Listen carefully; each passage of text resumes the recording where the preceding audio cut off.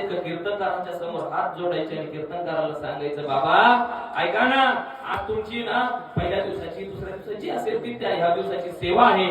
आजचा अभंग घेतल्यानंतर तुम्हाला एक विनंती आम्ही गावाच्या तर्फे करतो की अभंगाचे चारही चरण सोडवून जा.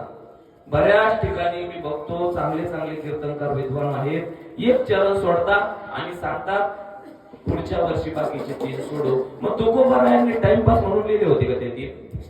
काम नव्हतं का त्यांना? एक सोडवल्यानंतर त्या 3 चरणांचा अपमान करण्याचा अधिकार आपल्याला कोणी दिला?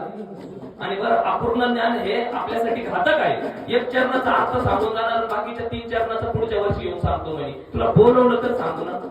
मग असं करा, 8,000 पाकिट ठरलं का त्याला एका चरणाचे 2,000 द्या, पुढच्या वर्षी देऊ मला 3 चरणाचे पैसे. चालेल का असं? तसं त्यांना चालणार नाही ना. मग आमच्या गावाला सुद्धा अपूर्ण ज्ञान चालणार नाही. माझं म्हणणं एवढंच आहे, श्रोत्यांनी जागरूक व्हा. काही नाही करायचं, महाराजांना हात जोडायची, महाराज अभंगाचे 4 चरण सोडवून जा.